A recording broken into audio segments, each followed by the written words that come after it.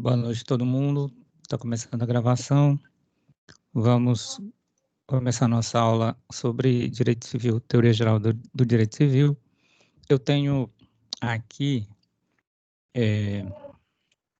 o material, né, que já está com vocês. Deixa eu ver aqui. Onde é que eu boto o material? Quem ainda não tem o material, pelo menos dessa primeira aula, da primeira e da segunda aula, está numa apresentação que eu coloquei o link, né, no PDF.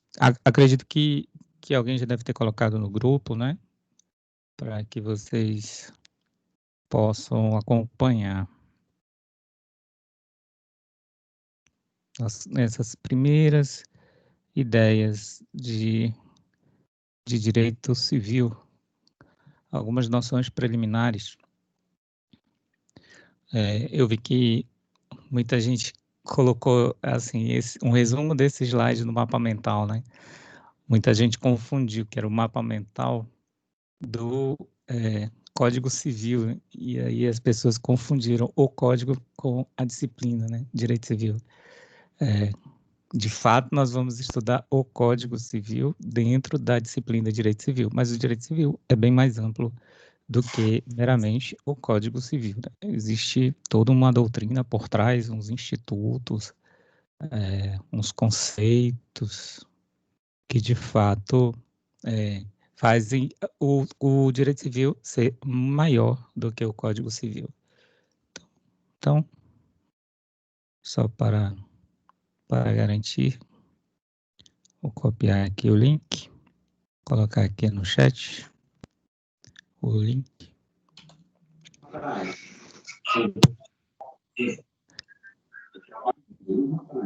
O material está no feed, foi colocado no feed, da turma, não foi? Ou no chat da última aula foi colocado o link da apresentação, né? É uma apresentação para ser usada nessas duas primeiras aulas, depois vai ter outra apresentação, diferente da outra disciplina que a gente está usando, que é uma apresentação que serve para o semestre todo. Essa daqui eu trouxe para a gente conversar algumas coisas referentes aos princípios que esse código novo ele traz para a gente, né? Como vocês já sabem, a gente já conversou, esse novo Código Civil, deixa eu colocar aqui para compartilhar, para vocês verem aqui a apresentação, né? Esse novo Código Civil, ele é o Código de 2002, e que, apesar de ser 2002, ele teve a tramitação dele lá na década de 70. Por isso que vocês ainda vão encontrar, né, novo curso de Direito Civil e tal, novo, porque tudo tinha a ver com o novo Código Civil, né? Porque o novo Código Civil veio em 2002, substituiu o Código anterior, que era de 1916. Então, a gente conversando sobre esse novo código, conversando na aula passada, a gente não fez muitas interações sobre o direito à moral. Eu pedi para vocês lerem o artigo 421 e o artigo 422 do Código Civil, porque justamente para mostrar o conteúdo ético que está presente dentro desse código. E aí, por que isso é importante, né? Conhecer a ética, conhecer de fato os princípios, as condutas que norteiam o nosso agir, é muito importante do ponto de vista do direito civil.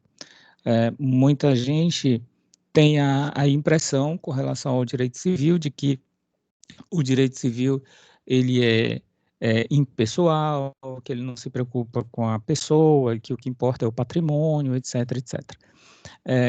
Na verdade, não é assim. O Código de 16, ele tinha uma característica muito forte, que era o patrimonialismo, ele trabalhava exatamente nessa ideia, inspirada exatamente no capitalismo em si, de o que importa é o patrimônio, a pessoa fica em segundo plano, e isso, quando foi transportado para o jurídico, né, para as áreas jurídicas, essa questão econômica, social, quando ela foi transportada para a área jurídica, começa a gerar leis que vêm, vamos dizer, validar esse sistema, né, esse sistema social, esse sistema econômico que estava em vigor, né, que está em vigor. E aí, quando houve a Segunda Guerra Mundial, houve um fenômeno, vamos dizer, que se alastrou por todos os países que foram afetados, direto ou indiretamente, por esse evento, né, Segunda Guerra Mundial, e começaram a observar que muitas das coisas que aconteceram na Segunda Guerra Mundial, o confisco de bens dos judeus, a expulsão dos judeus para fora da Alemanha e tal, tudo foi dentro da lei. Não houve assim uma ditadura, assim, sem que se observasse a legislação. O Estado de Direito lá estava sendo observado. Mas, no entanto, leis duras, leis graves, permitiram que tudo aquilo acontecesse, né? O Holocausto de mais de 6 milhões de judeus acontecesse, e de acordo com a lei, né? Tanto é que eu até mostrei para vocês o filme, né? Indiquei para vocês o filme, né? Eichmann em Jerusalém, o julgamento de Eichmann, que Hannah Arendt escreve sobre ele, e exatamente para mostrar que foi tudo dentro da lei. Eichmann era um funcionário público que, na hora do julgamento lá dele, disse: não, eu estava cumprindo a lei, simplesmente estava cumprindo a lei. Então, como isso trouxe um impacto muito grande para os países, para o mundo, em observar que, principalmente os estudiosos do direito, né, observar que o princípio da lei ser suprema, ser acima de tudo, vamos dizer, estar lá no patamar, causa algumas situações graves. Por exemplo, quando uma maioria assume o parlamento e impõe uma determinada doutrina e começa a fazer leis que vão aplicar essa doutrina. Por exemplo, opressão de minorias, exclusão de direitos de minorias, coisas nesse sentido. Então, quem estuda o direito, né, começou a observar que algo mais precisaria ser feito, precisaria se garantir, vamos dizer assim, princípios que estão maiores do que a simples observância da legalidade. Porque a legalidade ela é muito temporária. Se um determinado grupo político assumir o poder, vai ter maioria no parlamento e vai impor, vamos dizer assim, vai impor a sua doutrina, a sua teoria. E essa doutrina, essa teoria, pode ser uma teoria que seja opressora contra as minorias. Então, o que passou-se a pensar? Bom, vamos proteger a pessoa humana. Vamos considerar a pessoa humana como um princípio intangível, um princípio assim, que não pode ser ofendido nem pela lei. Para que isso funcione na hierarquia do direito, tem que colocar a Constituição em cima, né? A Constituição no topo. Né? Então, essa ideia da constitucionalização do direito, porque a Constituição já existia como um documento político para organizar o Estado, dividir os poderes do Estado e tal. Mas com esse significado de ser um documento que está acima de todo o ordenamento jurídico, e que nesse documento estariam assim, princípios muito caros, princípios intangíveis, que nenhum governo de momento poderia, vamos dizer, abalar. Né? Então, seriam princípios fundadores do Estado. A nossa Constituição, ela herda muito isso, porque ela já é uma Constituição vinda do pós-guerra. Então, se vocês forem estudar as Constituições do pós-guerra, vocês vão observar que elas já trazem esse viés. Bom, além de simplesmente organizar o Estado, dividir o poder do Estado, a gente precisa também garantir alguns direitos aos cidadãos para que esses direitos não possam ser violados por uma maioria eventual do parlamento de um determinado momento.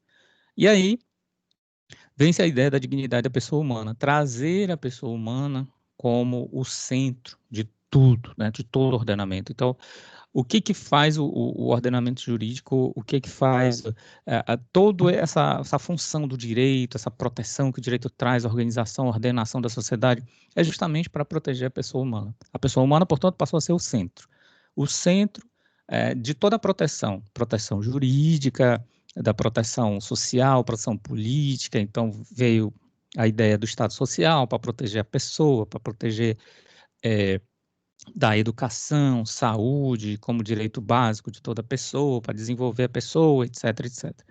Então, veio toda uma ideia tendente a proteger a pessoa humana. Por que que eu estou falando isso? Porque dá para ver claramente, quando, no âmbito do direito civil, quando a gente está analisando o Código de 1916, que é um código eminentemente feito para uma outra época, que tinha assim um viés patrimonialista mesmo, a pessoa era colocada em segundo plano. Quando você analisa agora o Código de 16, ou o Código de 2002, perdão, que é esse atual que a gente está trabalhando, que ele já veio dentro de uma outra ideologia, uma ideologia agora de proteger a pessoa humana. Mas para isso funcionar, precisou a ética, ela entrar de alguma forma no direito. Então, eu até trabalhei com vocês na aula passada, que tem as teorias que vão explicar essa ideia da moral e o direito, né? Em regra, moral é uma coisa, direito é outra, eles são separados, essa é a regra. Mas algumas normas, elas precisam ter algum cunho moral, algum cunho ético. O que é moral? Moral é a ciência que estuda a ética, é o comportamento de agir, né? Como a gente agir, qual é a coisa certa a fazer. Então, por isso é importante que a gente tenha esse olhar, esse cuidado com um olhar para a pessoa, um olhar ético, quando a gente estiver trabalhando no Código Civil. Daí o artigo 421, daí o artigo 422, que são dois artigos que trazem, vamos dizer assim, essa figura, né, da defesa da pessoa. Quando você coloca lá no 422 que os contratantes têm que observar a boa-fé, né, então eles têm que ter boa-fé na medida em que eles contratarem. Então, se eu vou vender um carro, tem um colega de vocês que trabalha com venda de carro, eu não lembro quem é, que ele se apresentou falando que faz venda de carro. Então, se eu vou vender um carro, tenho que ser honesto com a pessoa. Tenho que ser honesto, tenho que falar, esse carro sofreu essas e essas avarias, isso foi feito isso e aquilo. Porque se eu não fizer isso, eu vou estar descumprindo a lei, o Código Civil. Então, assim, essa questão ética, ela é muito forte no direito, principalmente nessa questão do direito civil, principalmente na feitura dos contratos. E em todos os outros ramos, vocês vão encontrar vamos dizer, uma tendência a que essa ética ela seja presente.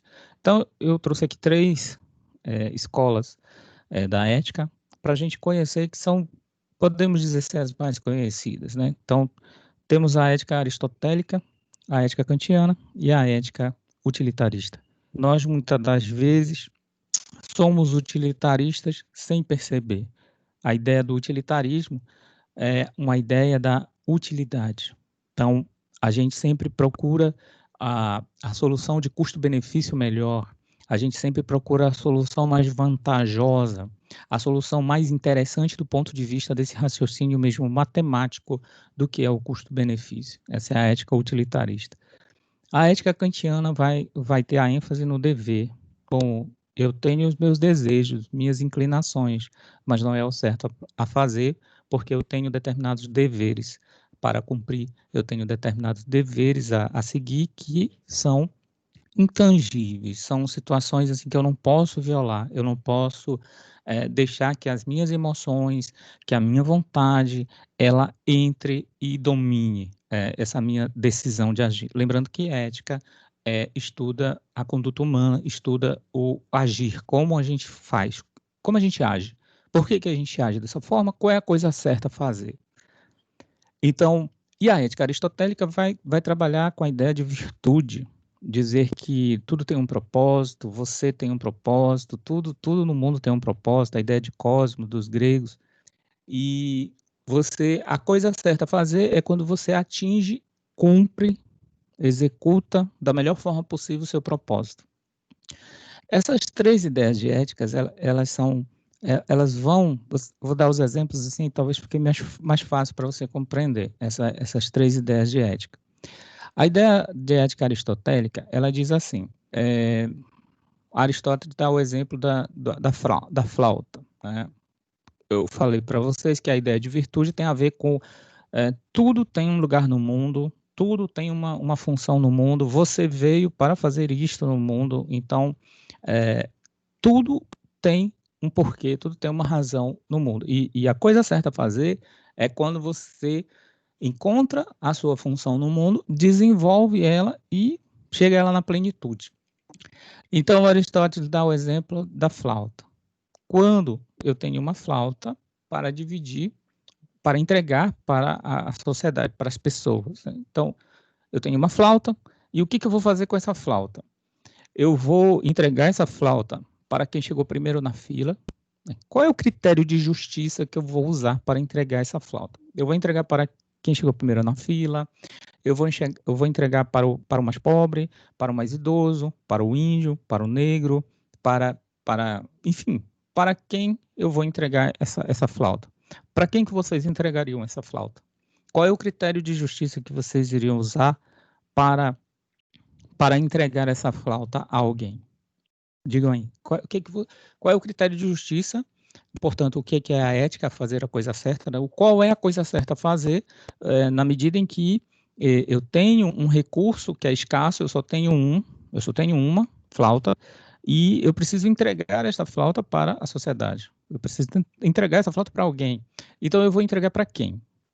Para quem chegou primeiro, para o mais idoso, para o negro, para o branco, para a mulher, para quem que eu vou entregar? Para quem que vocês entregariam essa flauta? Professor. Chutem aí. Professor? Pode falar. Em tese seria a primeira pessoa, né? Em tese. Mas se essa primeira pessoa não soubesse tocar essa flauta, tinha que ser entregue para um músico, uma pessoa que conhecesse o instrumento. E aí, porque aí esse instrumento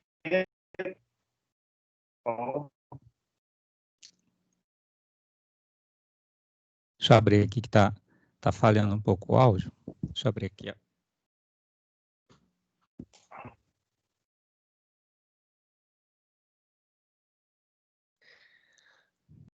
Deixa eu ver se vai melhorar agora.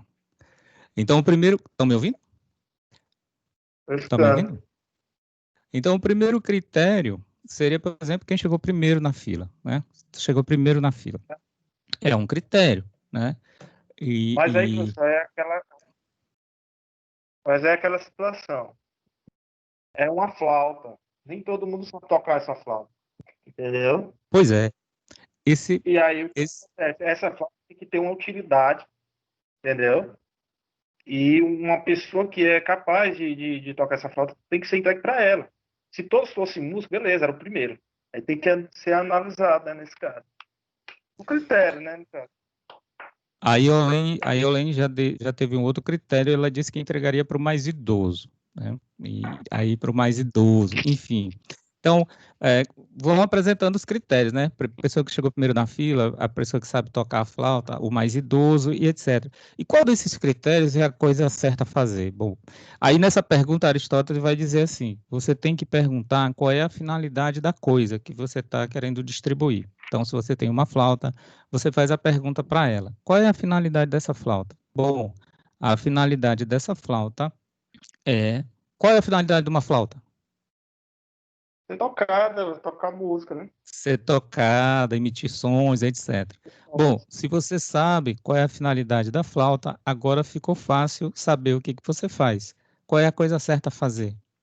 Entregar ela para um para músico, quem alguém que saiba saiba tocá-la. tocá-la.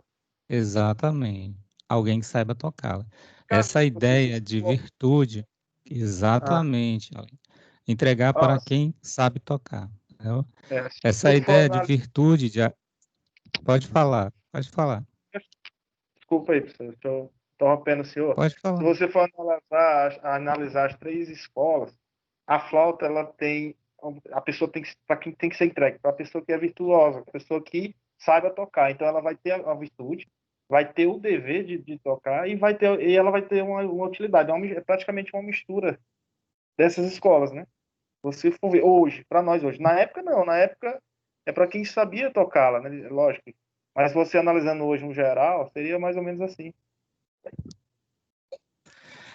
É muito curioso essa teoria de Aristóteles, que você vê, Aristóteles viveu 384, nasceu em 384 a.C., morreu 322 a.C. Então, você olhando essa teoria, você acha assim, não, mas isso aqui é lá da Grécia, hoje em dia não se usa isso. Na verdade, essa ética aristotélica se usa em várias situações. Então, por exemplo, eu estou trazendo agora para a realidade. Nossa, hoje, tá? Não estou lá na Grécia, lá de Aristóteles, com a flauta na mão, sabendo para quem que eu vou entregar. Mas esse mecanismo de saber para quem que eu vou entregar, ele é muito importante à medida em que eu faço a pergunta para a coisa, né? Para que serve essa coisa? E aí, a partir dessa informação, eu sei a coisa certa a fazer. Então, por exemplo, quando a justiça tiver que se debater com a questão da ética das cotas, da ética não, das cotas nas universidades públicas. Então, a gente sabe que nas universidades públicas tem uma cota, né, para pessoas que são negras, para índios, para pessoas de escola pública, enfim, tem exatamente essa destinação dessa cadeira de uma escola pública, de uma faculdade pública, para determinadas pessoas. A pergunta é: isso é a coisa certa a fazer? Bom, se você imagine que alguém questionou, levou para a justiça, alguém que não foi beneficiado com essas cotas levou para a justiça essa questão, diz que as cotas são injustas,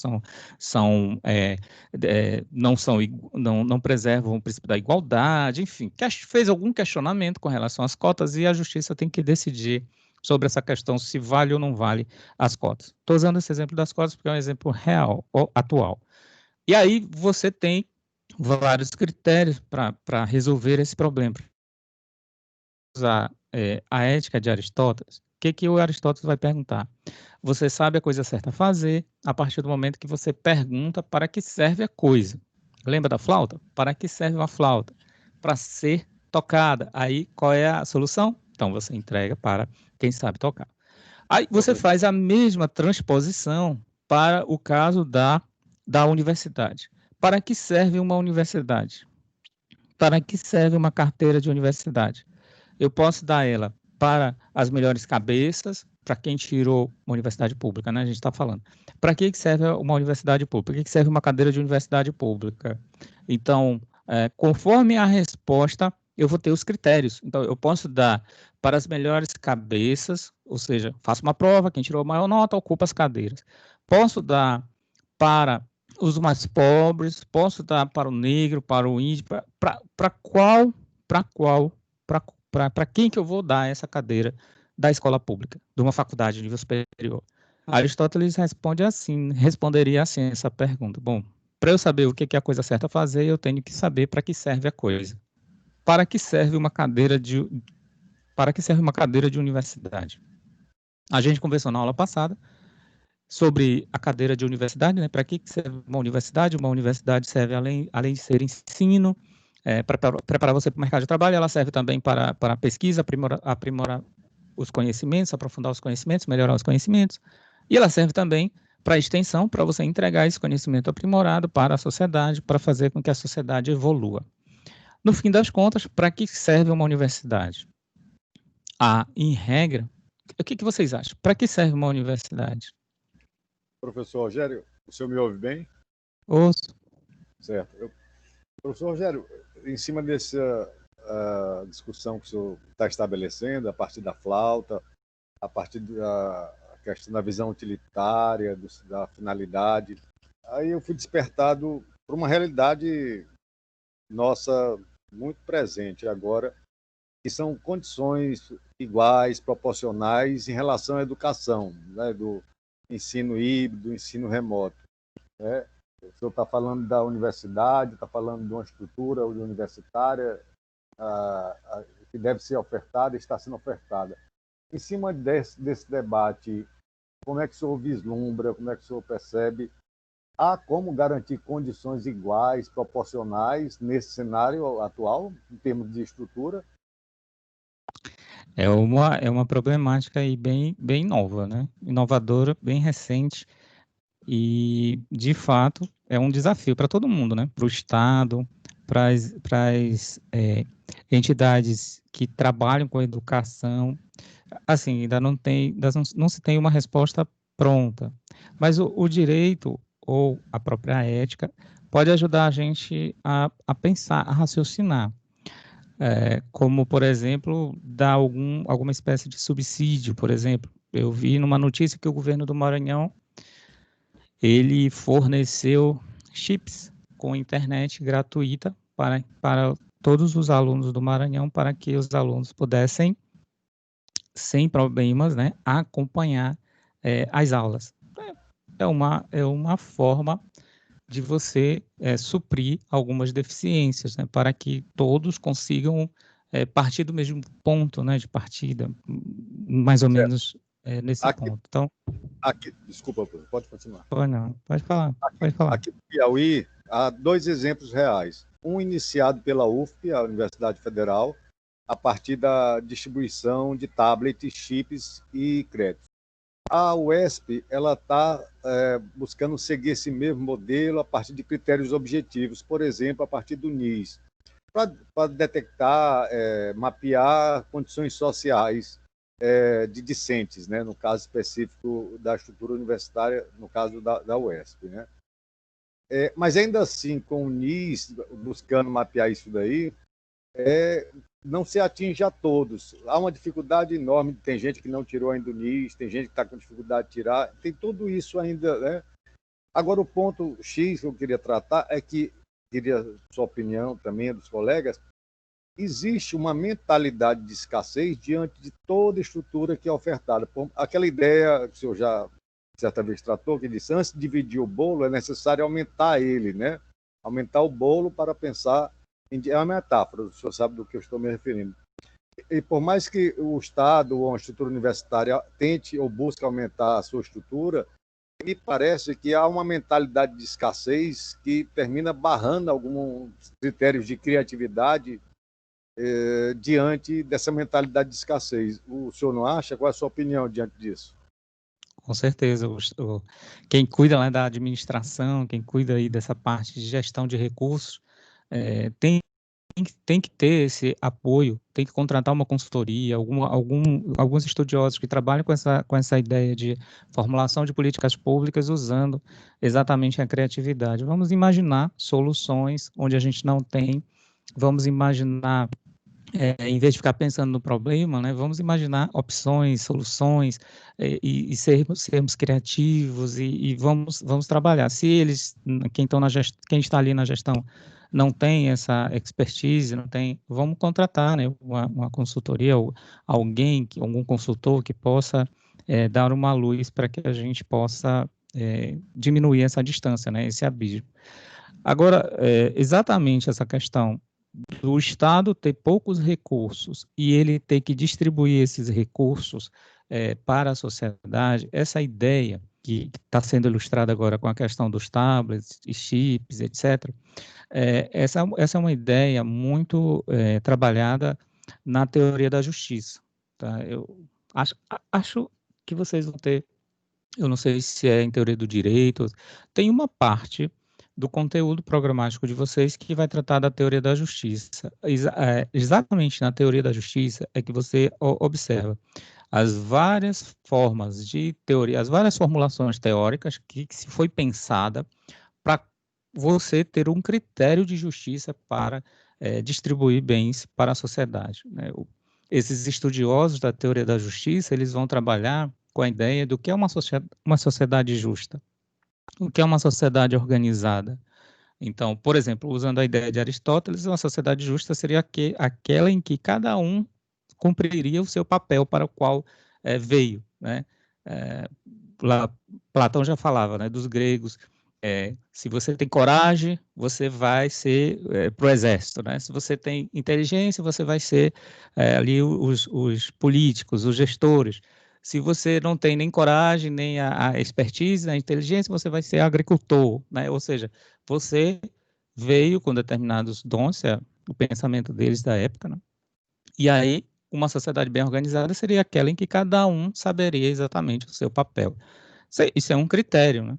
É um critério de entrega de bens da sociedade do Estado para com a sociedade. Existem vários outros. Você poderia usar a ideia do utilitarismo, o custo-benefício, enfim, são várias ideias que são pensadas com essa ideia de teoria da justiça, que vão responder essa pergunta que você fez, né? Qual é o critério justo para eu ter uma sociedade organizada de forma justa, né? Uma sociedade justa, né? Sociedade justa é aquela que cumpre a lei. Bom, mas qual lei, né? E se for uma lei utilitarista? E se for uma lei inflexível, como a ideia de Kant? Se for uma lei subjetivista, como é a ideia de Aristóteles, que vai beneficiar as pessoas pelas suas aptidões, enfim. São séries de critérios. Não se tem ainda vamos dizer, uma resposta pronta. Você tem que olhar no caso concreto e você ver qual a teoria de justiça que se aplica ali naquele caso, para você ter subsídios e poder questionar. Mas é um caso realmente, é um hard case, né? É um caso difícil, né, para você solucionar. E, assim, o maior filósofo político que trabalha com essa ideia de sociedade justa que a gente tem notícia é John Rawls.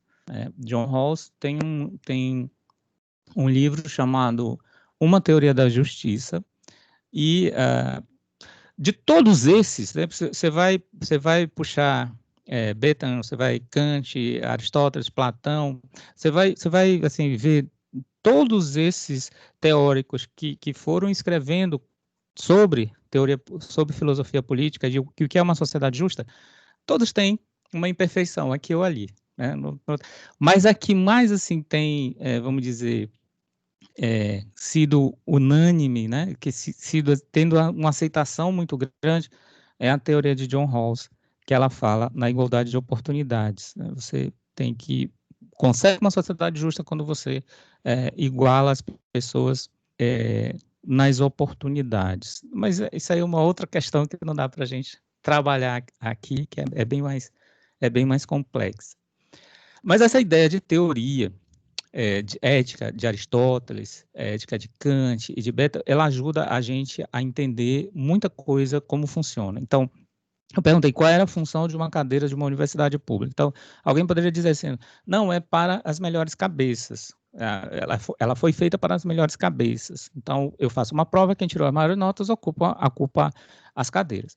Provavelmente, quem vem de escola pública, quem teve um ensino assim que não muito, vamos dizer, apurado, sofisticado, provavelmente vai ficar de fora, né? Porque o recurso é limitado, o recurso é finito, e eu não posso dar para todo mundo, eu tenho que fazer um critério. Só que, de acordo com Aristóteles, na verdade, será que você está fazendo a coisa certa? Qual é a finalidade da universidade? Então, a gente conversou na aula passada que a finalidade da universidade está num tripé de tríplice aspecto. Primeiro, o ensino. Obviamente, quem está numa faculdade é para ter ensino para exercer uma atividade no mercado de trabalho. Depois, na pesquisa, quem está numa universidade é para pesquisar, melhorar, para fazer com que a sociedade progrida. E depois tem a extensão, que é quando você vai e entrega esse conhecimento aprimorado para a sociedade poder progredir. Então, presta atenção. Num viés coletivo, a função de uma universidade pública é fazer com que a sociedade evolua, com que a sociedade progrida.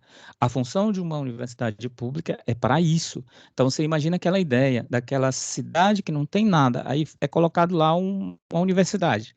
E aí várias pessoas começam a estudar e melhorar os fluxos da sociedade, melhorar o comércio da sociedade, melhorar a própria vida da sociedade na parte de saúde, na parte de... Imagina na hipótese, né? Uma universidade chegando lá e fazendo a revolução, começando a estudar e melhorar a vida da pessoa, começando a entregar em hospitais clínicas, hospitais, escritórios jurídicos, enfim, começando a entregar coisas para a sociedade.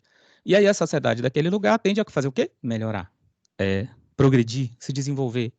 Então, na verdade, a função de uma universidade é para progredir a sociedade.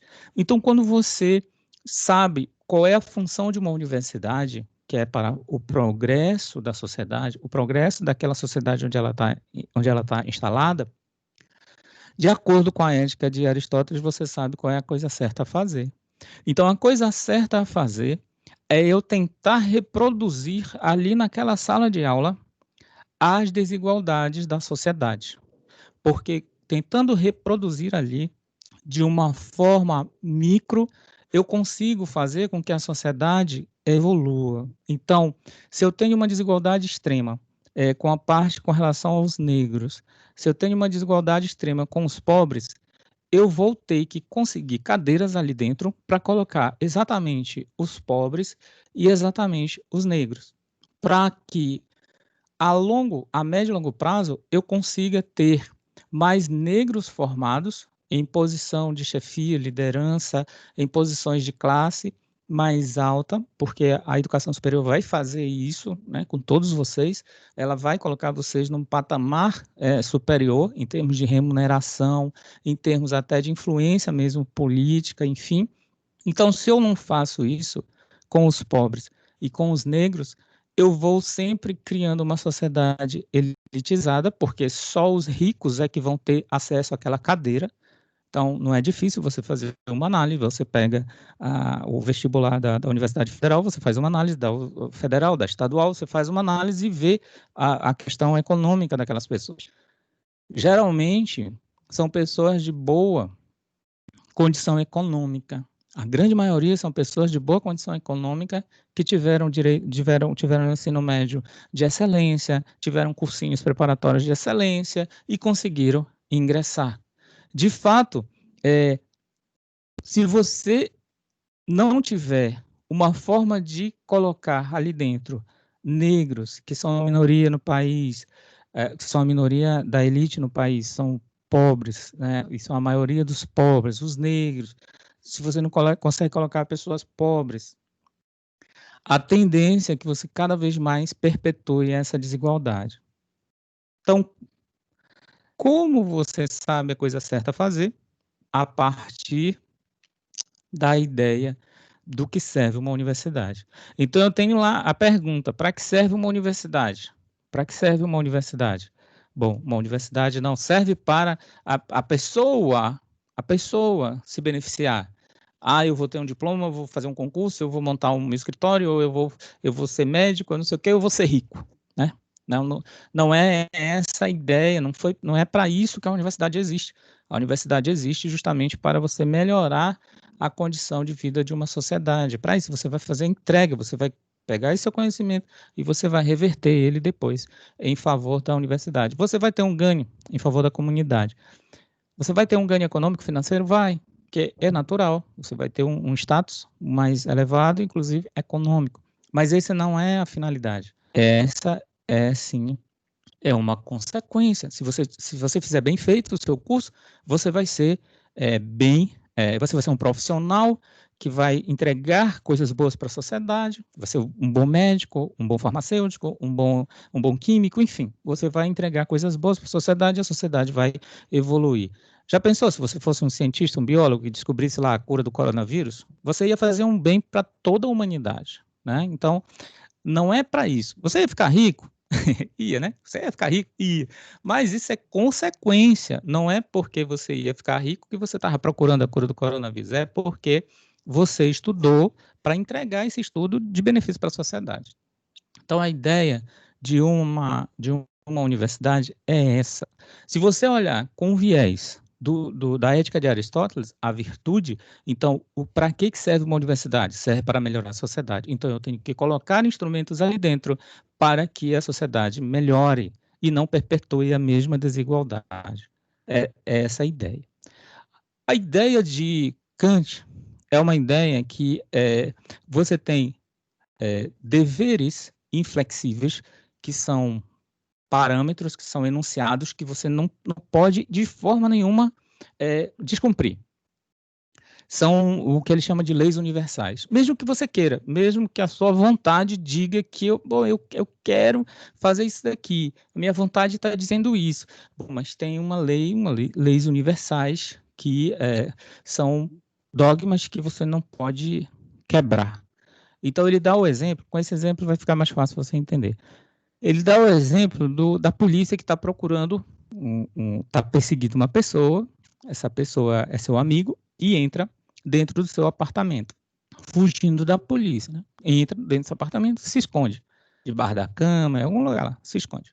E aí, logo atrás, entra a polícia, bate a polícia na sua porta, você vai atender, e aí a polícia faz a pergunta, né? Se o suspeito está aí dentro, se a pessoa que a gente está perseguindo está aí dentro. Nesse exato momento, surge a dúvida. E aí a ética vai ajudar a você responder. Né? O que eu respondo? Né? O que é a coisa certa a fazer nesse momento? A coisa certa a fazer é mentir para a polícia para proteger o meu amigo?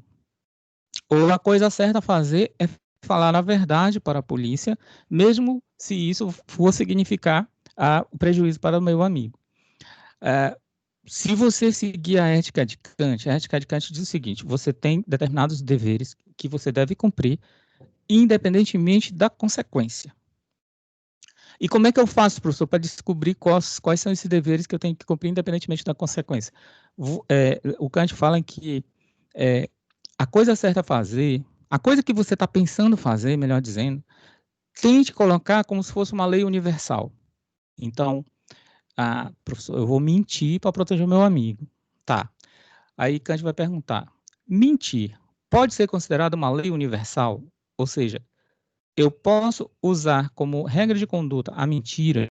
Uma sociedade se estabelece na mentira? O que vocês acham? Mentir é uma lei universal? Mentir é uma lei universal? Professor? Oi. Vamos lá. Eu vou enfrentar essa pergunta junto com os demais colegas durante a manifestação. Seria mais ou menos assim que o senhor está querendo dizer. Quando a polícia me perguntasse, batesse na porta do meu apartamento e me perguntasse: houve um crime, um problema, e a gente acredita ou acha que seu amigo está escondido no seu apartamento. Ele está ou não? A pergunta que a polícia me fazer é essa. Em tese é isso, não é isso? Isso. Certo. Aí, antes de eu responder, a partir de Kant, seria o seguinte: o que Kant sugere é que eu perguntasse a mim mesmo o seguinte: se fosse a humanidade que tivesse dentro de mim, iria responder o quê? Para poder dar ideia universal, né? A humanidade responderia dentro de mim o seguinte: sim, está aqui dentro. Quer dizer, não mentir, seria uma lei universal. Seria uma lei universal. Agora, se eu quisesse problematizar ou apimentar um pouco mais, vamos substituir o personagem. Vamos dizer que seja a mãe nossa. Se minha mãe estivesse escondida no meu apartamento e eu perguntasse dentro da minha cabeça: humanidade, o que é que vocês acham? Eu entrego ou não a minha mãe? Como é que a humanidade responderia? Se fosse por Kant, diria sim, não é verdade? Sim, dever. É o dever, né? É o imperativo categórico, é aquela coisa que é inflexível e você não pode tergiversar, você não pode... Existem algumas coisas inflexíveis que você tem que cumprir, é o seu dever. Mesmo que a sua inclinação, que a sua vontade, tenha lhe levado para um lugar, mas você tem que cumprir aquele dever.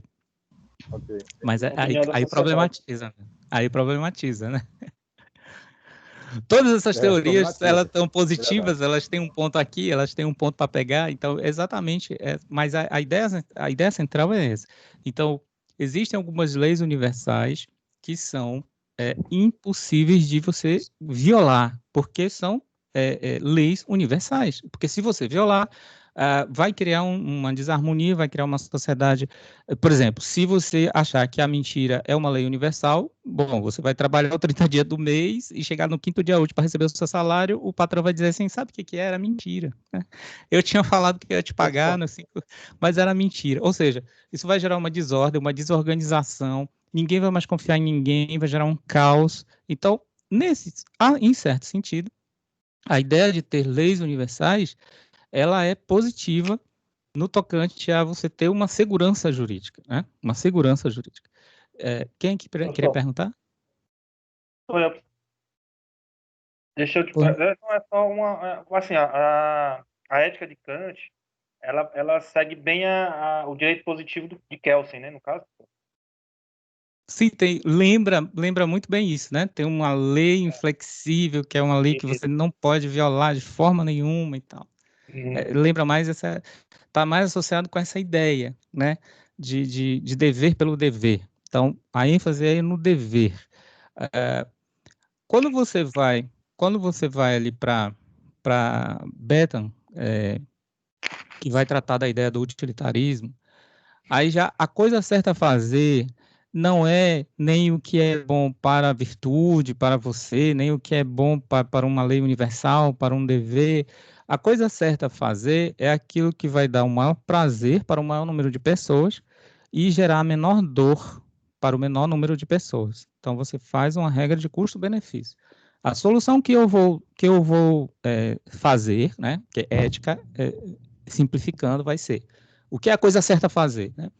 O que é a coisa certa a fazer? A coisa certa a fazer é aquilo que eu vou pegar e gerar maior prazer para a sociedade e menor sofrimento.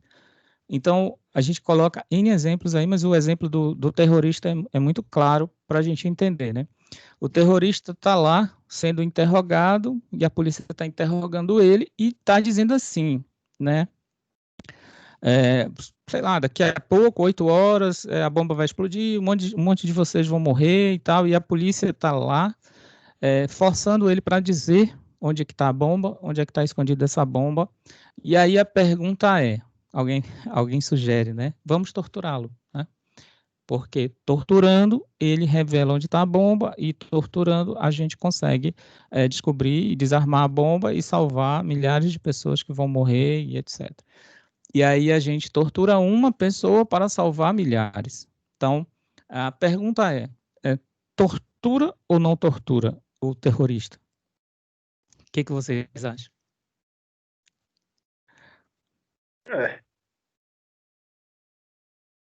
Para que se chegue assim, para que se chegue um bem coletivo para todos, no caso, o utilitarismo, ele segue essa ideia, né?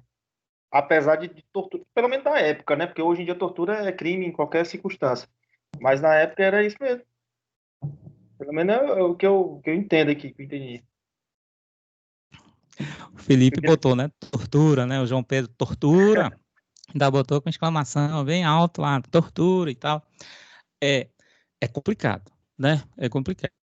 Bom, se você for seguir a ética utilitarista, a resposta é bem simples, né? Eu tenho que procurar causar a solução, vai ser a que eu cause o menor sofrimento e o maior prazer para a maioria das pessoas. Então, é um cálculo matemático. Eu tenho uma pessoa que eu vou causar sofrimento, violência, dor, aflição, eu causo em uma, mas em compensação eu salvo milhares, né? Eu salvo milhares.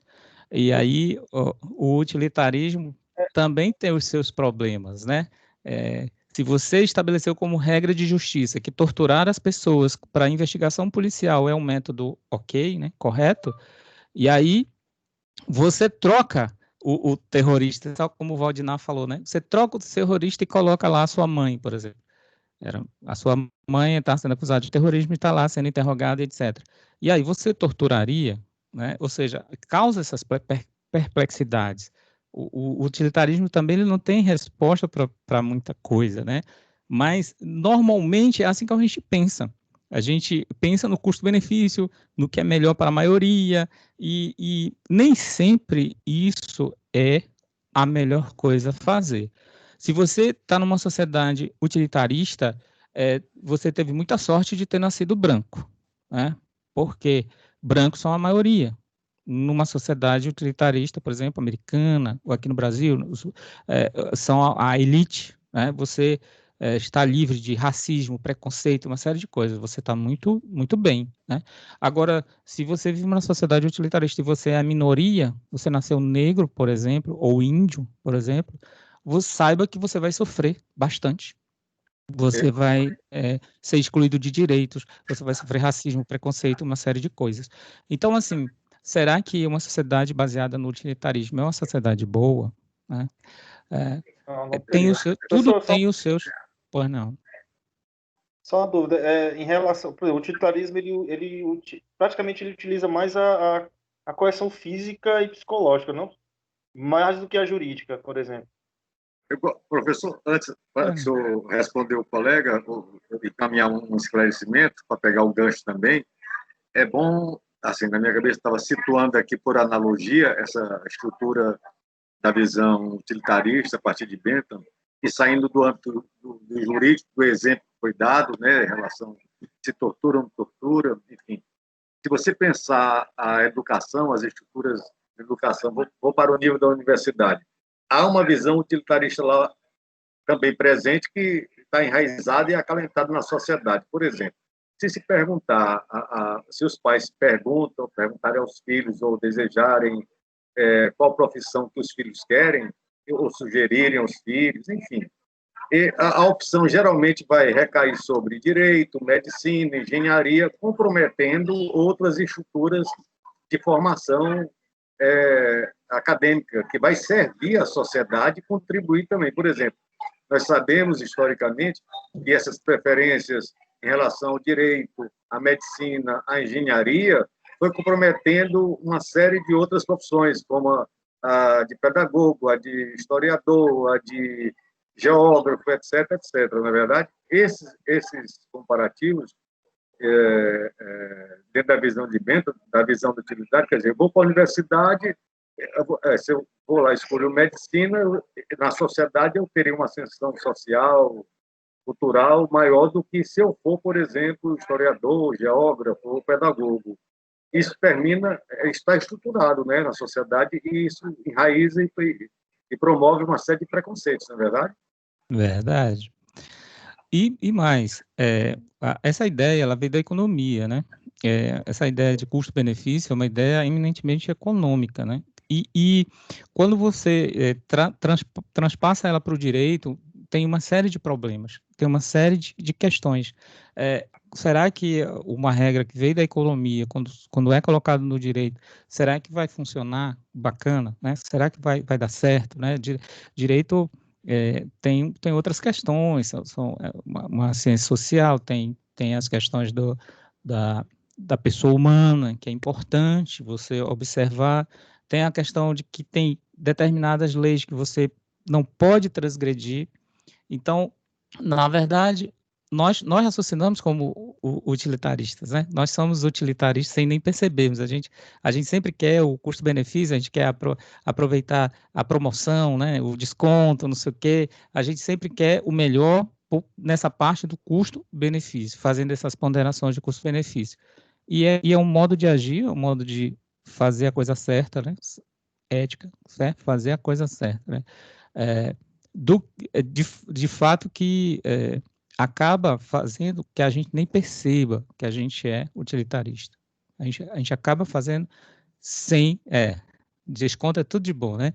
Acaba fazendo com que a gente seja utilitarista sem perceber que a gente é. E isso pode gerar alguns problemas. Quando você for aplicar esse raciocínio para o direito, por exemplo, então a gente tem... você é um gestor de uma escola e tem um problema para resolver. Crianças estão morrendo de fome, gestor de uma escola, não, um gestor governamental, você é um governante, e crianças estão morrendo de fome e você tem carne para distribuir para essas crianças. Só que você tem um caminhão para distribuir e tem duas rotas.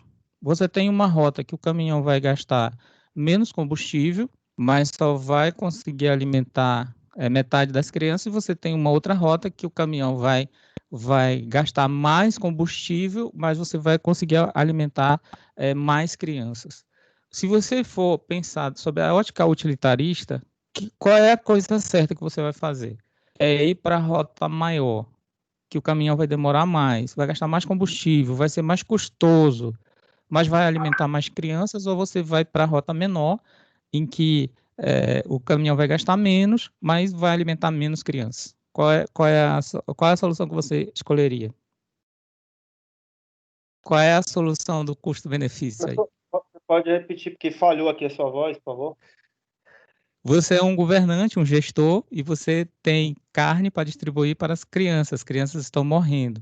As crianças estão morrendo de fome, você tem a carne, está aqui, você está na capital, assim, com o caminhão e a carne, e você tem duas rotas para escolher. Você tem uma rota menor, onde você vai gastar menos combustível, mas vai alimentar só metade das crianças, a outra metade vai morrer. Ou você tem uma rota maior, que você vai gastar mais combustível, mas você vai alimentar mais crianças, e menos crianças vão morrer. Qual é a rota que você vai escolher se você for um utilitarista?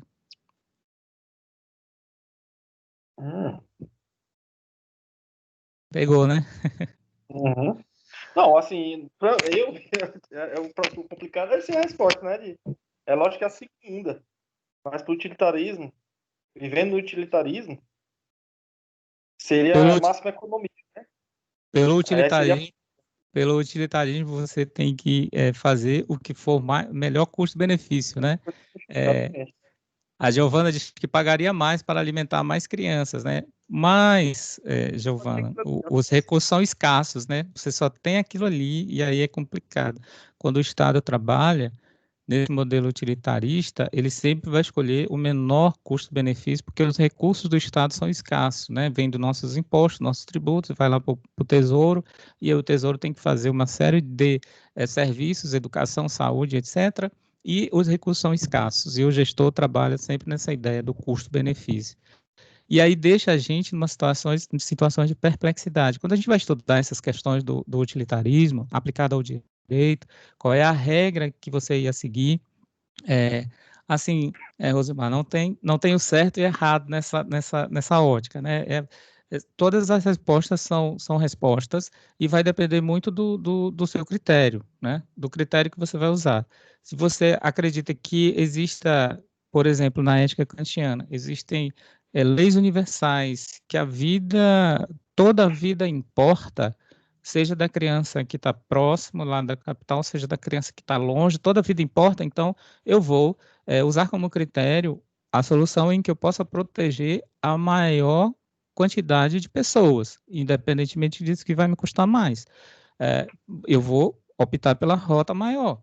Mas se o critério meu é preservar os bens públicos, porque, infelizmente, a fome existe e a fome vai acontecer, e ela sempre acontece, sempre aconteceu, vai continuar acontecendo, e pessoas vão morrer do mesmo jeito. Se eu usar este critério de que eu tenho que racionalizar os recursos públicos, eu vou usar a rota menor, porque eu vou gastar menos recursos públicos. Então, não tem assim uma resposta certa ou errada, depende do critério de justiça que você vai utilizar. Se você vai utilizar o critério de justiça como racionalizar bens públicos, você vai tomar uma solução. Se você usar o critério de justiça como racionalizar, como proteger a vida humana, usar a ideia de Kant, por exemplo, né, que a vida humana é uma lei universal, né, todos temos que... não é que a vida humana seja uma lei universal, proteger a vida humana é uma lei universal. Né? Nós devemos proteger a humanidade que existe em nós, então o homem nunca pode ser um instrumento de ninguém, né? Instrumento é serrote, martelo, prego, isso são instrumentos, né? O homem nunca pode ser um instrumento, sempre é um fim em si mesmo. Então, tudo é voltado para proteger o homem e a sua humanidade. Aí, nesse caso, depende da resposta certa, depende do critério de justiça que você vai utilizar. seja Aristóteles, seja Kant, seja Bentham e outros, vários outros filósofos. Aqui eu trouxe 3 só para ilustrar essas correntes, mas tem muita gente que, como eu falei, trabalha com essa ideia de teoria da justiça e o que é a coisa certa a fazer, o que é uma sociedade justa. Tem uns que acham que a sociedade justa é aquela que é comandada pelo mercado, que o Estado deve ficar em segundo plano. Tem outros que acreditam que a sociedade justa é aquela que o Estado fornece educação, saúde, serviços, etc., e que o mercado tem que ficar diminuído. Ou seja, vários critérios e várias teorias vão influenciar. Quando você tiver um caso jurídico para resolver, você não pode dissociar totalmente dessas teorias. Essa que é a questão. Se você está com um caso jurídico para resolver, não pense que você vai analisar o direito, simplesmente o que está na lei, sem lembrar que existem essas teorias filosóficas que vão explicar muito do nosso agir, vão explicar muito do que é a coisa certa a fazer. Eu lembro do caso lá, tá na decisão para você é um juiz, está lá na decisão para você analisar a questão das cotas. Alguém impugnou a lei de cotas e está lá para você questionar se é correto ou se não é correto. E aí você vai ter, só o direito não vai ser suficiente para explicar.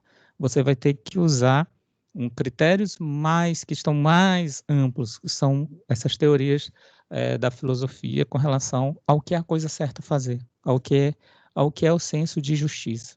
Então, quando você está no 421 do Código Civil e 422 do Código Civil, se vocês observarem aí o 421 de vocês, que eu pedi para vocês abrirem, né, o Código Civil, o 421, se vocês observarem o 422, eles são normas de cunho ético muito forte. Se você disser ali, no 421, que todo contrato tem que ter uma função social, se você olhar ali no 422, que as pessoas têm que no contrato tem que ter boa-fé, tem que ter honestidade, etc. Então, se você não tiver essa noção do que é essa parte ética, né, do que é a coisa certa a fazer na ética utilitarista, o que é a coisa certa a fazer na ética de Kant, o que é a coisa certa a fazer na ética de Aristóteles e de outros teóricos, filósofos, você vai ficar assim, meio sem saber, né? Bom, está dizendo aqui que tem que ter honestidade, tem que ter boa-fé, a outra lá está dizendo que tem que ter uma função social do contrato. Eu não sei se o código de vocês está atualizado, mas o 421 sofreu uma alteração recente e o legislador tentando desmistificar, assim, detalhar, esmiuçar. 421 foi criado uns incisos, uns parágrafos, não sei se o código de vocês já está atualizado.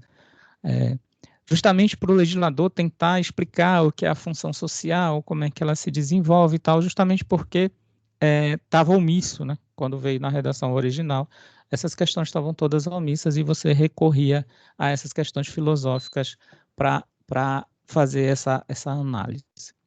Então, esse começo, né? Esse começo, quando a gente começa a estudar direito civil, esse cunho ético, esses princípios éticos, eles são muito importantes na análise do Código Civil. Eu fiz aqui só uma revisão de alguns assuntos que vocês já viram, por exemplo, viram em teoria do direito, por exemplo, né? A diferença, introdução ao estudo do direito, né? A diferença entre direito e a moral, que é muito importante, diferenças entre o direito natural e o direito positivo, essas discussões que vira e mexe aparecem, né? A lei é justa ou não é justa? Bom, mas qual é o seu critério de justiça? Bom, meu critério de justiça é aquele que preserva a pessoa humana. Tem ali um dogma, né, da pessoa humana, puxando a ideia de Kant, né, que é uma lei universal, proteger a pessoa humana, o homem sempre é um fim em si mesmo e não um instrumento. Então, aquele exemplo do contrato que eu dei o exemplo do contrato, não foi? Na aula passada, do contrato, que a pessoa foi lá e pegou consignação em pagamento, empréstimo consignado, não foi? Eu não dei esse exemplo do contrato? Foi? Eu caí? Deu.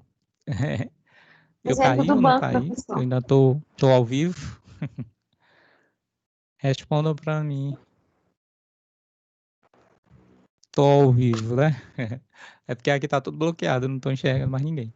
Aí, a ideia do contrato consignado, é muito essa ideia de proteger a pessoa humana. Veja que aquele contrato, ele já perdeu a finalidade, ele já se transformou agora num instrumento em que está contra a função social do contrato. Porque a função social de qualquer propriedade é exatamente evoluir a propriedade, fazer circular a riqueza, fazer a sociedade evoluir. Então, você não tem casa, terreno, essas coisas, para você acumular. Você pode dizer que é seu, eu tenho X isso, X aquilo, e eu é meu, né? Só isso. Não, não é só isso. Você tem que fazer algum destino, né? Se você tem um terreno, você tem que alugar. Se você não quer morar lá, você tem que edificar, alugar para alguém poder morar, né? Porque a propriedade em si, ela não é um fim em si mesmo, ela é um instrumento, ela tem uma função social. E assim, é tudo que você imaginar sobre propriedade, sobre contrato, por exemplo. O contrato também tem uma função social. Se é um contrato de empréstimo, aquele exemplo que eu dei, se é um contrato de empréstimo, a função do empréstimo é o quê? É fazer circular riqueza. Você vai investir em alguma coisa, vai pegar aquele dinheiro, vai montar um negócio e vai vender, e vai contratar empregados e vai circular riqueza. Aquele empregado vai receber um salário e já vai prover a família de alimentação, de aluguel, essas coisas. Ou seja, a função, portanto, é circular riqueza para a população viver melhor, né? A sociedade viver melhor. Quanto mais riqueza circulando tem, mais impostos são arrecadados pelo Estado, e quantos mais impostos são arrecadados pelo Estado, mais o Estado tem dinheiro para fornecer educação para quem não pode pagar, oferecer saúde para quem não pode pagar, ou seja, oferecer estradas, oferecer saneamento básico, oferecer água encanada, coisas assim que tem a ver com melhorias de vida ou vida digna, né? Vida digna. Então, é para isso que existe a propriedade e para isso que existe o contrato. É para ter uma função social. Função social não é aquele radical dizer assim, não, então eu tenho uma propriedade, ela tem que ter função social, então agora quem não tem teto, eu vou botar na minha casa porque eu vou ter que conviver com essas pessoas porque a minha propriedade tem uma função social. Não, não é assim. Não seja radical. Não seja radical a esse ponto. A função social é que a propriedade tem que ter alguma destinação que faça com que a sociedade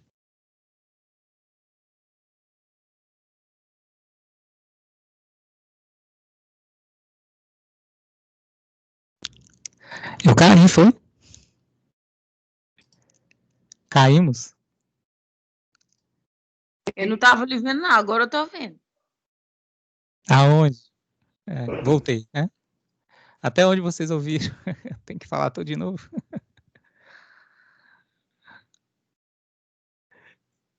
Então, tem algumas coisas que... tem algumas coisas...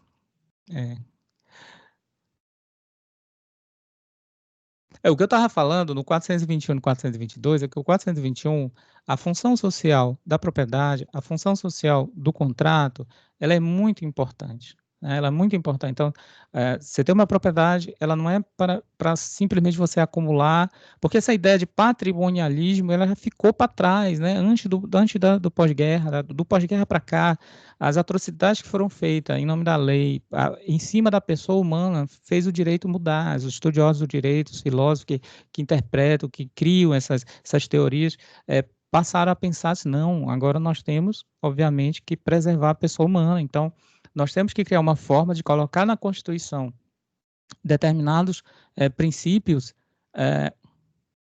O slide sumiu, né? O slide sumiu? Sumiu o slide, né? Voltou o slide. Pronto. Então, a gente tem que colocar na Constituição determinados princípios que são princípios que são de observância obrigatória. Então, não importa qual é o governo do momento, se entra um governo totalitarista, se entra um governo socialista, se entra um governo liberal, enfim, não importa o governo do momento, de forma que a Constituição ela traria ali os princípios básicos, fundamentais, do Estado democrático de direito que impediria que, por exemplo, surgissem leis injustas, surgissem leis prejudiciais, como essas lá do Holocausto. Então, se você abrir a sua Constituição Federal, eu abro aqui a Constituição Federal, você vai ver isso muito claro. Logo na abertura da nossa Constituição, tem o artigo 1º, diz que a República Federativa do Brasil é formada pela união indissolúvel dos estados, dos estados e municípios e do Distrito Federal. E constitui-se num Estado democrático de direito. O que significa isso? Bom, Estado de direito significa a observância da lei, da legislação, das normas. Então, não é um Estado absolutista, é um Estado que tem observância de normas, de regras. Então, nós estamos num Estado de direito. E democrático significa o quê? Democrático significa que essas leis, essas regras, essa ordenação do Estado precisa proteger o cidadão, precisa, de alguma forma, respeitar os direitos do cidadão. Você não pode atacar os direitos do cidadão colocando leis absolutamente injustas, absolutamente perversas. Democrático também no sentido de respeitar as minorias, porque o ser humano toda a vida importa, inclusive a vida das minorias. Então, você não pode fazer leis que vão massacrar as minorias, né? Isso não é democrático, né? Quando a gente pensa em democracia, a gente acha que é uma forma deliberativa de votar e a maioria elege um presidente ou um governador e pronto, democracia é isso. Não, democracia é muito mais do que isso. Democracia tem a ver com respeito à pessoa, respeito ao cidadão, enfim. Então, aqui a gente tem, no nosso Estado democrático de direito, a gente tem como fundamentos, isso aqui é muito importante, fundamento, né? O que é o fundamento? O que é o fundamento de uma obra, né? Você está construindo um edifício, o fundamento é a parte mais importante, né? Se você não fizer bem os fundamentos, o edifício uma hora vai cair. Então, os fundamentos do Estado brasileiro. O Estado brasileiro está fundado nos seguintes fundamentos, né? A soberania, o Estado é independente, soberano, pode fixar suas leis, não depende de outro Estado. A cidadania, a população pode escolher os seus governantes, isso é um direito do cidadão poder escolher os seus governantes, fiscalizar os seus governantes, isso tem a ver com cidadania. Dignidade da pessoa humana, tudo é feito para proteger o homem enquanto pessoa humana, a finalidade da pessoa humana, essa dignidade da pessoa humana, da ideia de que precisa ter um núcleo mínimo, chamado mínimo existencial, a pessoa tem que ter o mínimo para sobreviver com vida digna, porque senão ela passa a ser indigna, e a pessoa humana ela nunca pode sofrer uma indignidade, porque na ideia de Kant, por exemplo, né, a preservação da humanidade é uma lei universal, então o homem nunca pode ser um instrumento. Eu sempre repito isso, né? O homem nunca pode ser um instrumento. Que instrumento é martelo, enxada, pá. Isso são instrumentos. Isso serve para alguma finalidade. O homem nunca serve para alguma finalidade. O homem é a finalidade em si. Tudo é feito para o bem do homem, para o progresso do homem, para a melhoria do homem, e não o homem sendo um instrumento para um outro homem ou outra pessoa.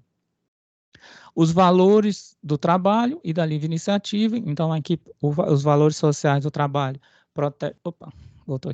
Os valores sociais do trabalho protegem a questão do Estado social, então o Estado tem que prover saúde, educação, tem que ter políticas públicas que possam prover isso daí, meios da sociedade poder ter educação para o trabalho, poder ter saúde, poder ter água encanada, poder ter situações que permitem o mínimo para ela ter vida digna. E protege também o capital, né? Aquele que acumulou capital a vida toda, investiu e montou um negócio e tal, ele também é protegido. Então, protege tanto os valores sociais do Estado social, quanto protege o capital. E o pluralismo político, porque não pode ser um Estado totalitário, né? Tem que ter pluralidade, tem que ter divergência, tem que ter minoria, isso tudo tem que haver respeito. Agora, eu chamo a atenção para vocês no direito civil desse item bem aqui, tá? A dignidade da pessoa humana. Então, quando vocês estiverem interpretando qualquer norma de direito civil, qualquer norma de direito penal, norma que for, do direito que for, vocês sempre têm que lembrar que existe um princípio que é um princípio fundador do Estado brasileiro, né? É um dos pilares do Estado brasileiro, que é o respeito à dignidade da pessoa humana.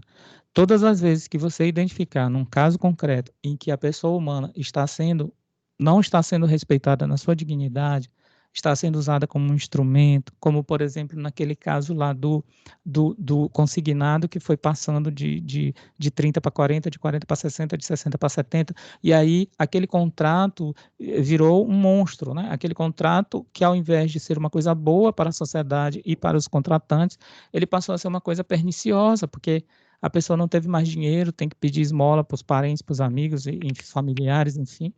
Então, aquele contrato ali está ofendendo a Constituição.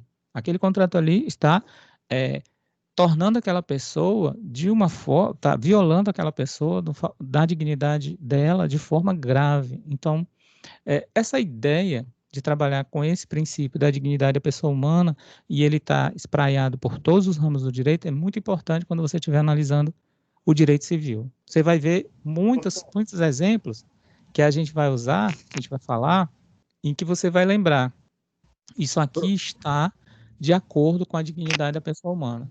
Professor Rogério, por favor, o senhor poderia, rapidamente, só recuperar uma última fala sua, quando o senhor falou do exemplo que a pessoa humana não é um martelo, e sim, só essa última parte, para poder entender aqui uma coisa na minha cabeça, se está girando em torno de uma visão idealista ou não, porque essa última fala do senhor em relação ao martelo, o senhor lembra, né? O senhor poderia recuperar a parte dela? Só é a ideia de Kant, né? Kant fala que o homem nunca pode ser um instrumento, ele sempre é um fim em si mesmo. Que instrumento seria um pá, um serrote, um martelo, uma enxada, isso são instrumentos que o homem usa para alcançar alguma finalidade. Mas o homem em si não pode ser um instrumento. O homem não pode ser usado para nada, para nenhuma finalidade. Ele é o contrário, ele é a finalidade em si. Então, naquele exemplo que eu dei do contrato, do consignado, isso fica muito evidente. O homem ali, ele já não estava mais sendo o fim em si mesmo, não se estava fazendo um contrato ali que seja benéfico para ele, benéfico para o contratante e benéfico para a sociedade, porque todo contrato tem que ter uma função social de acordo com o artigo 421. Ele já estava sendo pernicioso para ele. Em nome daquele contrato, ele já estava tendo uma vida indigna. Em nome de cumprir aquela regra, ele estava tendo que pedir dinheiro emprestado dos familiares, ele estava passando humilhação, a família dele estava sofrendo, ou seja, uma série de consequências em nome de um contrato. Então, assim, aí você pode dizer, não, mas foi ele que quis, foi ele que procurou, foi ele que foi aumentando a margem. Mas o outro contratante também sabia disso e, no entanto, foi aumentando também. E ele estava vendo que estava ultrapassado muito a cota, né, que era de ser de 30%, e aí foi ultrapassado demais a cota. E aí o banco, numa visão assim, patrimonialista, de lucrar, né? Então, eu vou dar mais aqui porque eu vou lucrar, né? Porque cada operação eu lucro, então eu vou dar mais aqui para lucrar. Mas ele não vai ter condição de pagar. Não, mas não tem problema. Isso aí ele se vira, ele dá o jeito dele. E vocês estão vendo ali, ó, os dois critérios muito bem claros. O critério da humanidade, de respeitar a pessoa humana, e o critério patrimonialista, que importa é o capital, é o lucro e a pessoa humana em que se resolva depois, né? Então, veja como isso vai estar espraiado por todas as áreas do direito civil que você for olhar. Então, a ideia de colocar isso numa Constituição é muito interessante. Por quê? Porque você deixa rígido, você deixa... é muito difícil mudar. Não é que possa mudar, pode, tem emenda constitucional, etc. Só que você deixa essas situações como cláusulas pétreas, como situações em que não se pode mudar, porque são os pilares do Estado brasileiro. E aí, tudo que vem abaixo, leis complementares, lei ordinária, todo o resto tem que observar a Constituição. É o que a gente chama de constitucionalização do direito. Então, tem constitucionalização do direito civil, constitucionalização do direito penal, ou seja, o que é isso? São os pilares da Constituição, os princípios da Constituição irradiando né? Uma ideia assim, como se fosse um sol, né? Irradiando por todos os ramos do direito. Então, tá indissociável. Você vai estudar direito civil, tem que estudar Constituição. Então, é indissociável. Essa ideia, quem queria fazer uma pergunta? Alguém perguntou alguma coisa? Era Alguém? eu. Não, era só uma dúvida que eu tinha quando tô olhando os códigos aqui do Vadmecum. Sempre tem assim, vide embaixo, né? Abaixo, por exemplo, dos valores aí tinha vide, aí tem o número da lei. Isso aí é uma extensão, são os critérios, é, professor? Quando tem assim ou não? É porque no texto da Constituição tá os princípios, né? E muitas legislações vêm depois pelo Congresso, detalhando, aplicando aqueles princípios, entendeu? Então, por isso que vocês vão encontrar muito texto da Constituição que você está olhando, artigos X, Y, Z, aí logo abaixo o autor do Vadmecum, ele coloca uma nota, né, dizendo para você olhar a lei X, Y, Z, porque tem a ver com esse princípio que está posto aí na Constituição. Isso vai ser muito comum. É a lógica, inclusive, né? Como a Constituição ela tem 200 e tantos artigos, 250 artigos, se eu não me engano, cerca de 250 artigos, ela não dá para colocar tudo lá, né? Só coloca as coisas mais importantes, e aí cabe depois ao legislador, que a gente chama legislador ordinário, que é o Congresso Nacional, deputados, senadores, fazerem as devidas leis, né, para poder aplicar, explicar, saber como é que se aplica essas questões de forma mais individualizada, de forma mais espraiada, né? Professor Rogério, Pois não. essa última parte da sua fala, essa quantidade de leis, princípios, que passa de 200, e nomeá-las de, vamos dizer assim, em termos didáticos, um excesso de informações presentes na Constituição, na sua opinião, pode ou não comprometer o entendimento, diga-se, do senso comum em torno do que constitui a mesma? Eu digo assim, essa obesidade de leis, essa obesidade de informações não termina por comprometer que o senso comum as compreenda melhor, as receba, as acolha? Tem dois critérios que você está estudando o direito constitucional da construção de uma Constituição. Ou ela pode ser sintética, ou ela pode ser analítica. Sintética, o exemplo clássico é a Constituição dos Estados Unidos, que tem 7 artigos e algumas emendas, eu acho que 20 e tantas emendas, mas tem 7 artigos. A nossa, ela veio de uma concepção inspirada na Constituição de Portugal e é analítica.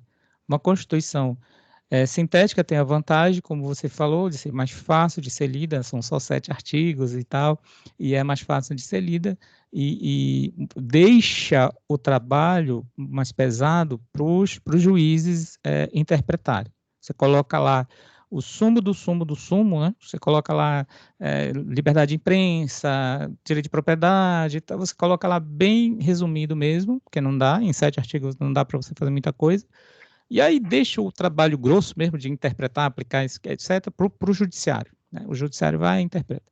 Outros tentam fazer de outra forma. Os outros fazem uma Constituição analítica, né? Uma Constituição detalhada. Então, você vê a nossa, por exemplo, né? 250 artigos, né? Acho que é 250 artigos. Você vê, aí tem mais 108 emendas, né? Tem mais 108 emendas, então a nossa Constituição já foi emendada 108 vezes, ainda tem mais as 6 de revisão, então 108 com mais 6, dá, quem é bom de cálculo aí, né? 114, né? 114. Já foi emendada 114 vezes. Né? Ainda tem mais os mais de 100 artigos do ADCT, Atos das Disposições Constitucionais Transitórias, que também são normas constitucionais. Então, você tem ali um rol de artigos, né? Uma quantidade de artigos bem extensa, bem grande. Qual é a intenção? Né? A intenção é o legislador conseguir legislar a maior da quantidade possível para deixar o mínimo possível a cargo do juiz. Né? Porque é normal, se você faz uma Constituição com 7 artigos e alguém acusa de estar sendo violado no direito à propriedade, no direito de liberdade de expressão, etc. e tal, você vai levar esse caso ao judiciário e o juiz vai ter que dirimir, interpretar a Constituição e dizer, neste caso houve, neste caso não houve, e tal, e tal. Qual é a ideia de uma Constituição sintética, né? Analítica, perdão, que é a que vai detalhando tudo como a nossa? É tentar com que ela diminua, na maior parte das vezes, o trabalho do judiciário, né? Porque ela tenta regulamentar tudo nos mínimos detalhes. Se você for olhar aquela parte lá de direito tributário, artigos 146, 147 para frente, por ali assim, 150, você vai ver que ela desce em minúcias, ela coloca alíquotas, ela faz ali base de cálculo, ela tenta descer nos mínimos detalhes, que é para não deixar dúvidas, não deixar uma insegurança no ar. Isso é uma questão de opção. Agora, sim, você perguntou se isso dificulta o entendimento do cidadão comum com relação à Constituição. Depende da cultura do lugar, depende do estado. Então, eu vi uma reportagem que em Buenos Aires, na Argentina, é a cidade onde se mais tem livrarias, né? As pessoas são mais letradas, elas leem. No Brasil é uma dificuldade, né? As livrarias estão fechando, ninguém quer ler, ninguém quer ler um livro, ninguém quer ler um texto, ninguém quer. Se a postagem tem mais de, 250 caracteres, as pessoas não leem, né? Então, tem que ser postagem curtas, tem que ser o drops, tem que ser o mínimo do mínimo do mínimo, quer dizer, isso é muito da cultura, né, do lugar. Então, em determinadas situações, óbvio, uma Constituição menor, ela é mais fácil de ser lida, mais fácil de ser interpretada, mas dependendo da cultura, uma Constituição maior, as pessoas se interessam, né, com a ideia de cidadania, ali é a lei mais importante do país, então eu tenho que conhecer, eu tenho que interpretar, eu tenho que saber o que ela diz a meu respeito, sobre a educação, sobre os poderes públicos, governantes, mandatos de governador. Ela diz tudo, ela desce realmente em minúcias e esclarece. Quando você tiver a oportunidade de ler ela todinha, de cabo a rabo, você vai ter uma ideia do que eu estou falando. Ela faz um esforço para tentar legislar tudo mesmo, né? Até coisas que não precisariam estar ali, não são em essência de uma Constituição, como regras que poderiam estar numa lei comum, né? Mas mesmo assim está lá e está disciplinado e está organizado. Então, assim, essa ideia de constitucionalizar o direito, trazer o direito realmente para a Constituição, para nível constitucional, tem muito essa ideia de proteger a dignidade da pessoa humana, não deixar que maiorias eventuais, maioria de momento, mudem leis, né? Assim, depende, a proteção dela também depende muito da sua aplicação.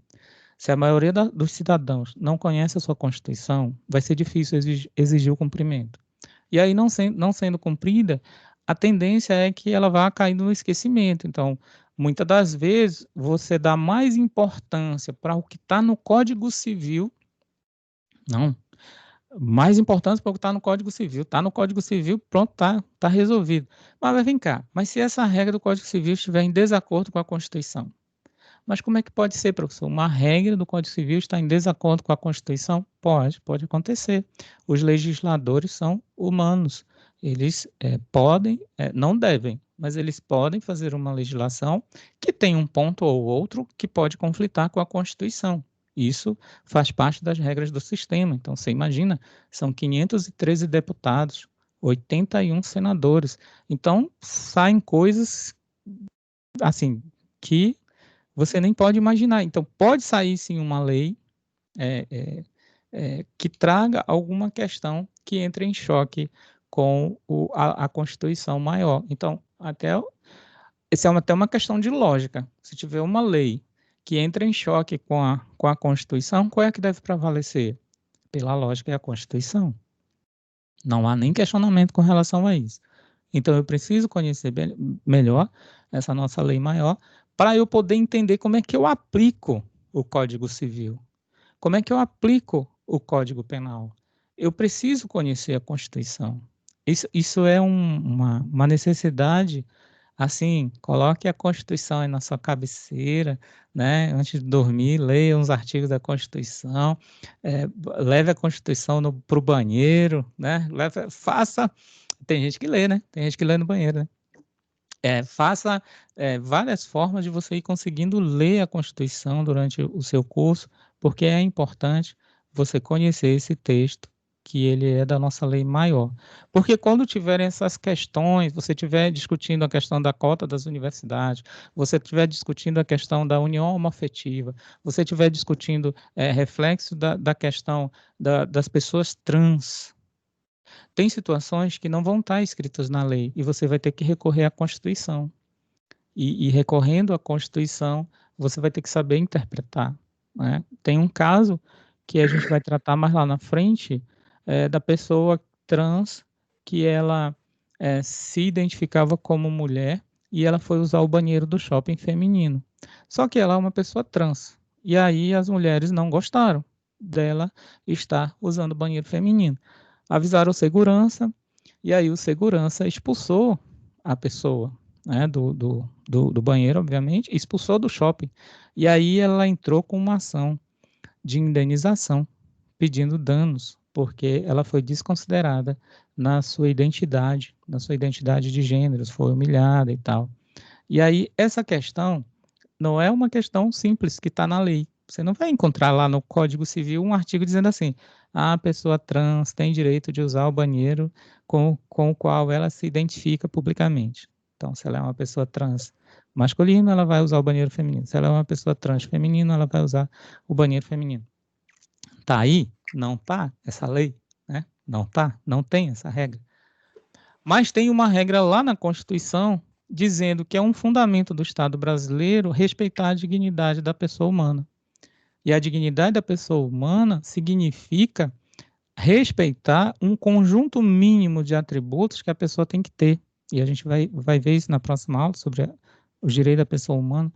Um conjunto de requisitos mínimos que a pessoa tem que ter para ela poder se desenvolver, não só requisitos intelectuais, físicos, né, como alimentação, moradia, segurança, habitação, nem coisas físicas, mas também respeito perante os outros.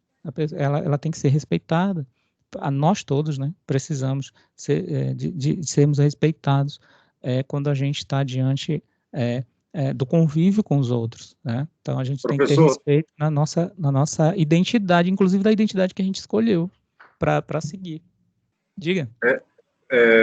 Pode-se dizer, então, em outras palavras, o seguinte, que o respaldo da Constituição nos protege em relação aos demais códigos, civil, penal, quer dizer, alguma incoerência, quer dizer, estamos respaldados pela Constituição, estamos protegidos de possíveis incoerências nos demais códigos, é isso? Mais ou menos isso ou não? A constitucionalização do direito, ela vai dizer o seguinte, toda norma que você for analisar, né, infraconstitucional, como Código Civil, Código Penal, CLT, qualquer norma infraconstitucional, você tem que sempre interpretar ela de acordo com a Constituição. E se você tem ali na Constituição uma proteção da pessoa humana, né, essa dignidade da pessoa humana que eu mostrei que é um fundamento, o Estado democrático, que é um fundamento, você precisa respeitar minorias, você não pode passar como um rolo compressor em cima, a maioria em cima da minoria, ou seja, você tem ali situações em que você está protegido contra determinadas disposições normativas infraconstitucionais que podem, de alguma forma, atacar esse núcleo mínimo de direitos que a pessoa tem. Então, assim, nós estamos protegidos, sim, de acordo com a Constituição, nós estamos protegidos contra leis arbitrárias, leis abusivas, leis que são, resumindo, né, inconstitucionais, porque elas são contra a Constituição. Então, a gente tem essa proteção jurídica de estarmos, vamos dizer, protegidos de leis inconstitucionais. Ah, mas professor, surgiu uma lei inconstitucional. E agora? Bom, agora tem que levar ao judiciário, para o judiciário retirar essa lei do ordenamento jurídico, existe um procedimento para isso, chamado controle de constitucionalidade, que vocês vão estudar, creio, que é em direito constitucional.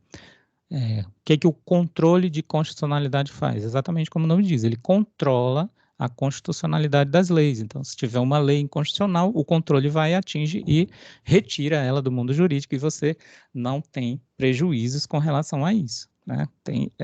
O Supremo, a função principal do Supremo é guardar a Constituição. Então, você vai encontrar várias ADINs, né? ADINs, não sei se vocês já ouviram falar, né? ADI, né? Ação direta de inconstitucionalidade. Você vai ver isso demais lá no Supremo, que é exatamente a função do Supremo, é proteger a Constituição. E tem muitas leis, nós temos mais de 5.000 municípios no Brasil, 5.500 e alguma coisa. Cada um tem um legislativo. Nós temos 27 unidades da federação, 26 estados no Distrito Federal, cada um tem um legislativo. E nós temos na União, um Congresso Nacional composto de 81 senadores e 513 deputados, que fazem leis. Então, todo esse corpo legislativo do Estado brasileiro faz leis, né? Pode acontecer num desses inúmeros legislativos que saia uma lei inconstitucional? Pode. Não deve, né? Não deve. Mas acaba surgindo, e aí, se surgir, você tem que retirar. Por quê? Porque a Constituição é lei maior, ela deve ser observada, ela não pode ser contrariada. Não pode ser contrariada nem por uma nova lei que esteja surgindo e nem na aplicação da lei que já existe. O Código Civil que já existe, ele tem esse cunho de constitucionalização. Um contrato privado que você assina entre as partes, ele precisa observar a Constituição. Você não pode colocar cláusulas absurdas, cláusulas que vão violar a dignidade da pessoa humana. Você não pode colocar. Ficou muito famoso um tempo atrás o contrato naquela época dos 50 Tons de Cinza, que estava famoso, né? O livro 50 Tons de Cinza, não sei se vocês já ouviram falar. E aí no livro, quem lê o livro, né, fala que tem um contrato de namoro, né? Existe um contrato de namoro, inclusive no livro tem as cláusulas, né? Tudo direitinho. Um contrato de namoro em que o homem, o namorado, no caso, poderia fazer X, Y, Z coisas com a namorada, né? Assim que ela autorizava a fazer isso e aquilo outro e tal. Quando você transporta para o nosso direito, por exemplo, isso foi lá, né? Uma fantasia, isso, contrato de namoro, né? Sim, contrato de namoro. Isso foi lá, né? Nos 50 Tons de Cinza, uma obra de fantasia e tal. Mas se a gente for transportar, se a gente for transportar para cá, né? Assistiu o filme, né? Tem acho que 2 ou 3 filmes, né? O 1 e o 2, o 3, uma coisa assim. Os livros também, né? Tem o 1, o 2, o 3. Mas esse contrato aparece no 1, né? O contrato de namoro, né? Em que para ele ser, como ele tinha, vamos dizer, ele praticava sexo de uma forma diferente do normal. Então, ele usava de violência, ele usava tinha uns instrumentos lá, uns objetos lá que ele usava, né? Quem lê o livro vai ver, né? Assim, ou imaginar, né? E aí, para ele não ser depois processado por ela, ele combinou com ela de fazerem um contrato de namoro. Vocês lembram do filme? Lembram? Fazer um contrato de namoro.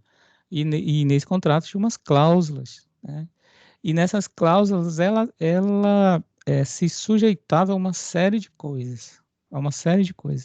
E aí, quando você imaginamos que aqui no Brasil aconteça um casal de namorados, ele tem uns desejos lá de fazer sexo de forma X, Y, Z, e faça um contrato com ela para ela ser, para a namorada se sujeitar a determinadas situações.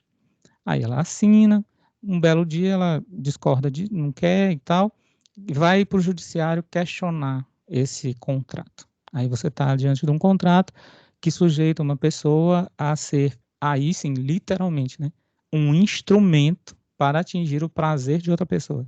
Então, você está diante de um contrato em que reduz a pessoa humana, retira dela a dignidade, retira dela uma série de vamos dizer, atributos em que ela passa a ser mero instrumento, isso, né, no caso real, né, ser instrumento. Até que ponto esse contrato está protegido pelas leis brasileiras, né? Até que ponto você pode fazer um contrato dessa forma? Um contrato que diz para a pessoa de toda aquela sua proteção jurídica que ela tem, proteção de não ser violentada no seu corpo, proteção de não ser agredida, de não ser... porque lá tinha, né, que ele podia bater e tudo, uma série de situações assim bem sadomasoquistas, né? E aí, você está diante dessa sadomasoquismo, né? Aí você está diante dessa situação, desse contrato. Como é que você vai analisar, né? A lei não vai te dizer muito, né? E aí, a lei diz que o objeto de um ato jurídico, o artigo 104, você olha lá, né? Artigo 104, o objeto de um ato jurídico exige agentes capazes, então a lei vai dizer, os dois eram maiores de idade, eram capazes? Sim, eram. O objeto é lícito, né? Aí começam os problemas, né? O objeto desse contrato é lícito, é correto, isso é possível a pessoa humana renunciar a esses direitos que são irrenunciáveis, né? Então tá aí um problema que você não resolve só com a lei, com o Código Civil. Você vai ter que se socorrer lá da Constituição para poder explicar a validade desse contrato. Quem queria perguntar? Não é exatamente uma pergunta, mas aqui na minha cidade tem alguns comerciantes que fazem do tipo, se você é funcionário dele, em 2 anos ele dá baixa na carteira, aí você entra no INSS, recebe os direitos, aí com o tempo você continuando a trabalhar, né? Aí com o tempo você volta a trabalhar, ele assina novamente. Por exemplo, se você trabalhou 10 anos, quando você sair, você não tem mais direito praticamente nada, né? Isso foi minguando, né? Foi minguando o contrato de trabalho, né? Foi burlando, a cada período demitia e voltava, ou seja, isso é uma situação que, de fato, também torna ofensiva a dignidade da pessoa humana, né? Esse contrato, ele não está protegido pelo direito, assim, porque por um lado, a pessoa, tipo assim, ele fala para a pessoa, não, tu vai conseguir um dinheiro, vai resolver seus problemas e tal, mas a pessoa não sabendo que aqueles 10 anos que ela passou lá, quando ela sair, direito vai ser mínimo, né? Vai ser daquele...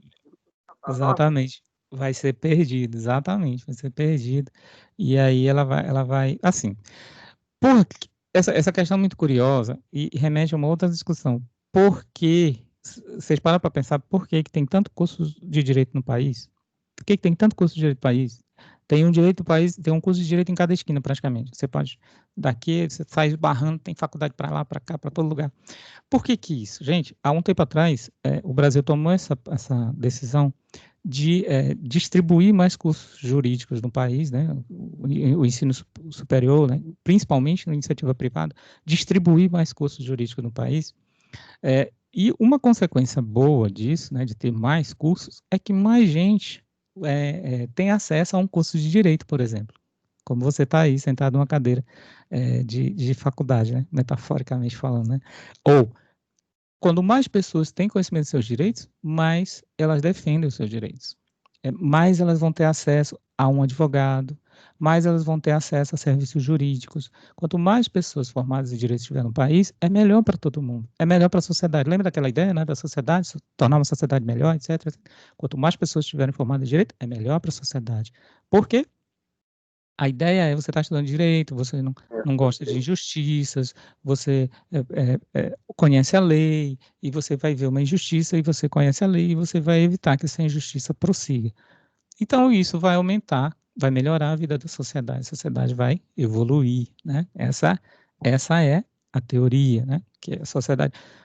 Agora, abrindo parênteses aqui, como eu falei na aula passada, né? Muita gente entra na faculdade com um viés individualista, né? Eu estou preocupado comigo, né? Eu quero fazer um concurso, eu quero ganhar bem e eu não estou nem aí por resto. né? Então, assim, aí complica, né? Porque o Estado brasileiro está esperando de você alguma coisa a mais do que simplesmente se beneficiar, né? Da carteira que você vai obter, ou seja, você tem que ser útil para a sociedade. Então, deveria ter muito profissional jurídico para esse cidadão aí que você falou, que você narrou, quando ele fosse demitido, ele teria mais acesso a um advogado, mais fácil para ele ter acesso a um advogado, teria vários advogados na sua cidade, né? Eles não estariam reclusos na capital, eles estariam espalhados por todos os lugares, porque se formam muitos advogados, nós temos mais de 1.200.000 advogados no Brasil. A grande maioria, 1.200.000 advogados no Brasil. A maioria estuda para concurso. A maioria não. Uma boa parte estuda para concurso. Então, perde-se uma chance deles serem úteis para a sociedade, né? Deles montarem a banca, irem para o escritório, trabalhar em algum lugar e começar a botar o conhecimento deles em prática para melhorar a sociedade. Essa ideia da socialização do conhecimento, né? Você contribuir com a sua sociedade, ela está muito esquecida por conta desse viés utilitarista. Né? Eu estou investindo, estou pagando uma mensalidade, eu estou investindo para eu ter um benefício lá na frente. Eu tenho um benefício. Então, eu individualista, eu quero o meu... farinha pouco, meu pirão primeiro. Né? Então, eu quero me beneficiar, mas assim, e a sociedade vai continuar do mesmo jeito? Não, bom, a sociedade é o problema da sociedade. Né? Eu não sei nem quem eu votei para deputado, para isso aqui, eu não estou preocupado com a sociedade, eu quero o meu dinheiro no final do mês. Então, assim, essa ideia muito individualista, ela também contribui para esse estado de coisas. Acredito que se tivesse bastante advogados na sociedade, seria mais fácil um empregado ir procurar mais fácil esse advogado já ter entrado com uma ação para contestar essa questão, e mais fácil, você já tinha mudado essa realidade aí. Então, o patrão já não ia fazer isso com o segundo, com o terceiro, e assim sucessivamente. Ou seja, você mudou a realidade de um local, simplesmente aplicando o que você aprendeu na faculdade, né? Então, é mais ou menos nessa ideia, né? Do viés do curso de Direito vai trazer para você de bom, para você e para a sociedade. Então, gente, acho que já deu nosso horário, né? Deu nosso horário. 8h10. Vocês têm aula depois, não tem? Tem não? Tá, por isso que vocês estão aí, tranquilo, né? Estão só deixando o tempo passar, né? Estão aí bem tranquilo.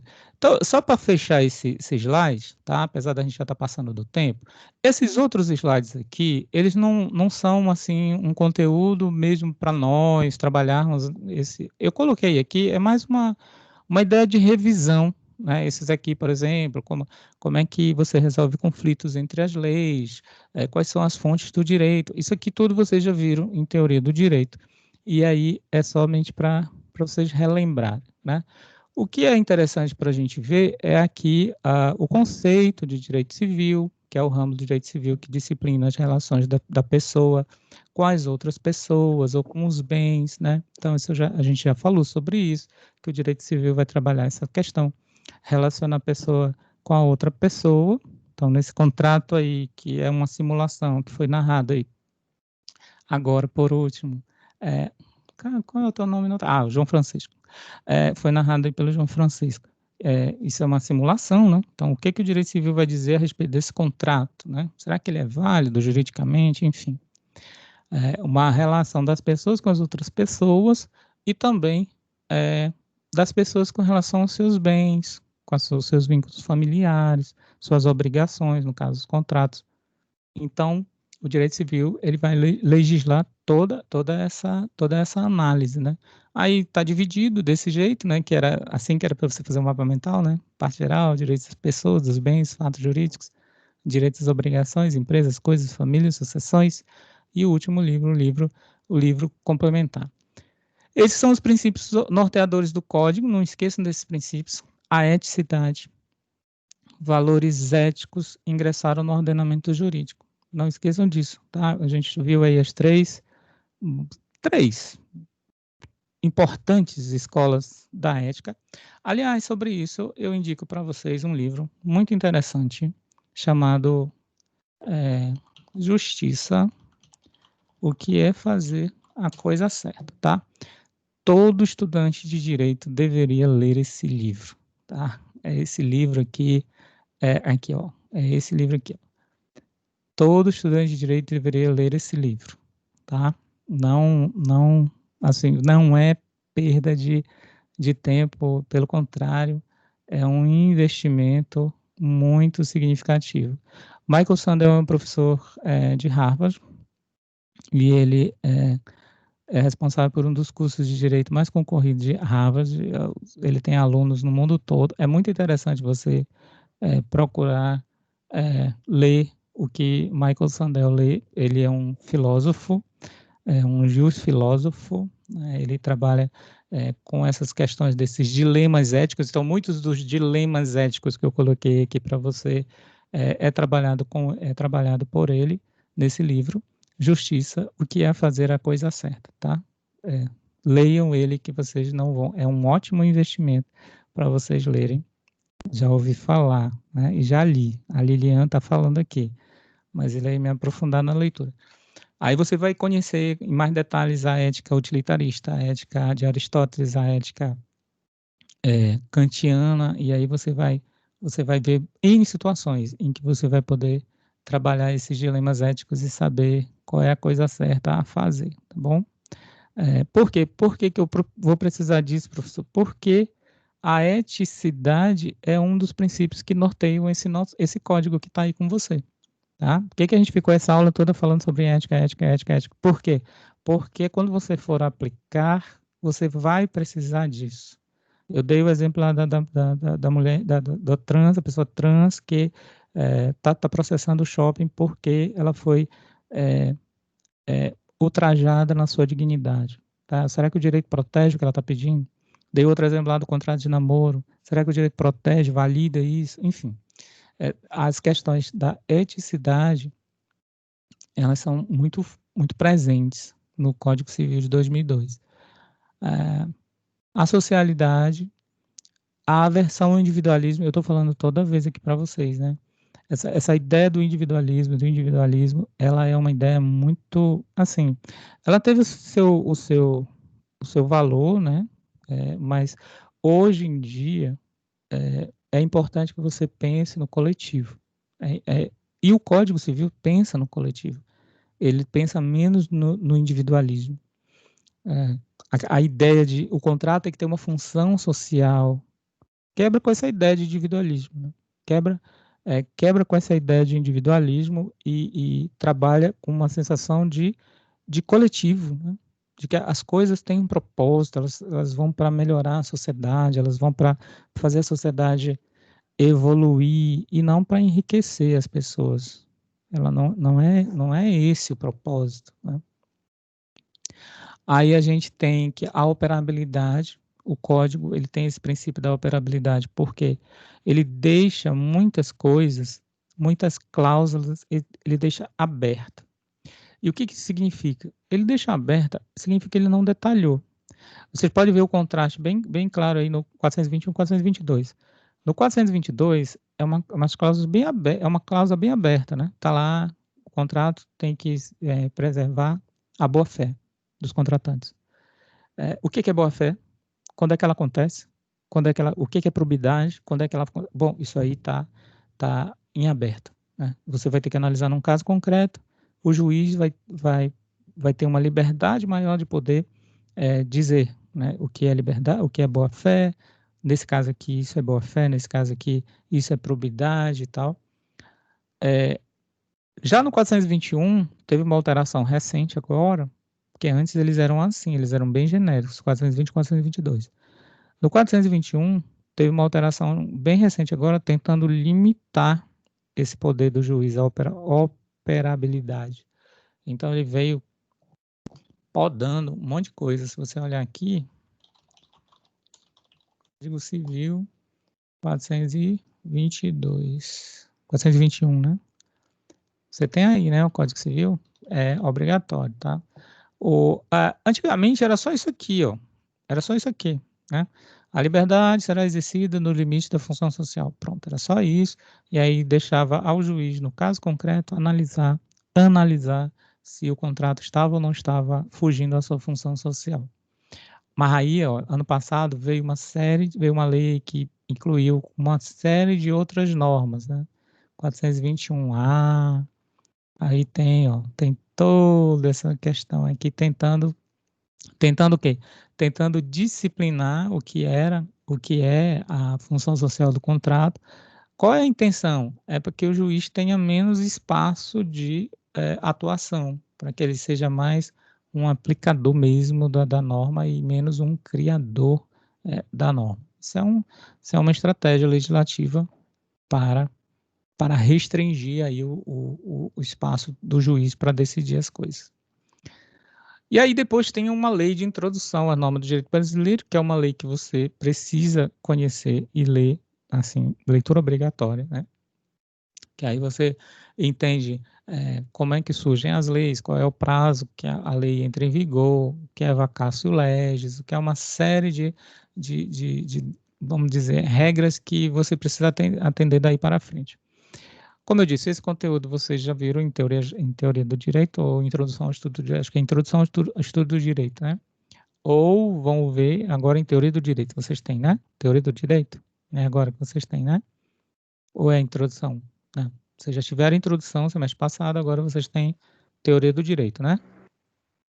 Exatamente. Pronto, aí vocês vão ler, vão entender e compreender essa disciplina. Aí aqui, daí para frente, é uma série de slides que vão explicando o funcionamento dessa lei, e essa lei é muito interessante que você leia, tá?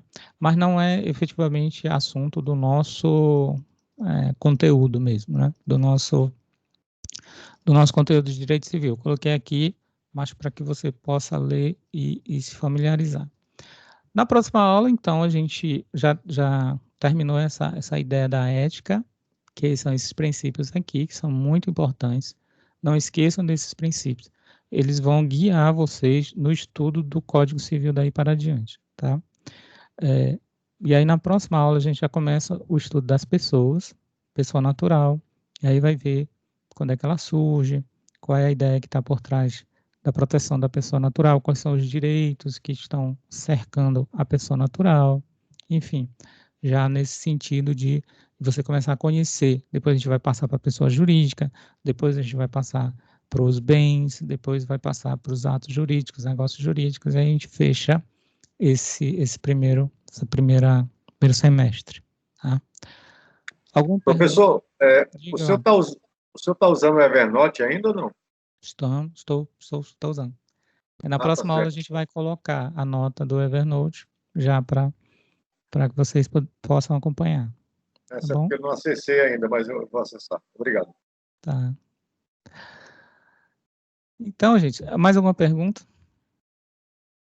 Alguém tem alguma dúvida? Nenhuma dúvida? Aproveitem. Aproveita. Estamos aqui para responder. Nenhuma dúvida? Não? Sim, Francisca, o link é dessa apresentação que está na tela, é o link da aula passada.